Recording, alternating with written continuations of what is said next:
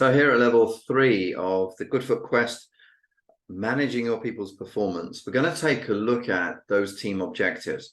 They are only 5% of the objectives that we set, but they're so crucial in managing the performance, because what we're doing is we're using the team to leverage each other to make sure that performance is achieved. So you're not just managing them as individuals, they're joining together and they feel responsible to each other as a team. How do we do this?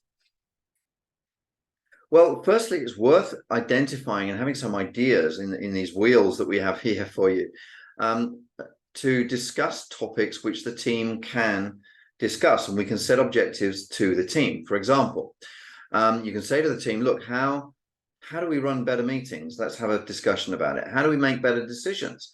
How do we get to know each other better? How do we develop our training experiences? How do we manage key stakeholders or other groups? How do we cover each other? How do we build a profile for the rest of the organization? In other words, you're asking the team to work on small projects because most of the work is their day-to-day work, but small projects to enhance the way the team works.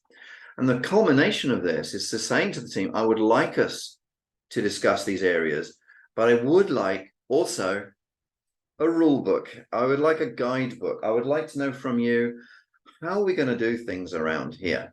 Let's produce our team guidelines. And our team guidelines can be done very quickly in a meeting, but it's each team member suggesting, look, this is how I think we should communicate. This is how we should deal with disagreement. This is how we could support each other. And the team guidelines are really the behaviors of the team that the team want. Now, you as manager know what you want. Of course you do, you're experienced. This is just giving an opportunity for the team to say what they want and to see it written down and recorded, and then to revisit it, say, how are we doing? For example, I'm 90% sure in these meetings, it's happened in every time I've run it anyway, that you're going to get somebody say, what do we do if some of us are under pressure? And then the team discusses, well, the person says so and we support them. Okay, that sounds great. But that gives you a lever as a manager later on when times are rough, when performance is not happening the way you want to. Say, look, our rule book is that our guidebook that we got together was that you would tell us and we would support you. So you need to do that. It's not just me and you, it's us as a team producing here. So that guidebook is very, very powerful. And what it's doing is it's giving the team ownership of the atmosphere in which the team operates. So you're asking the team, what atmosphere do you want to operate in? Let's describe it together.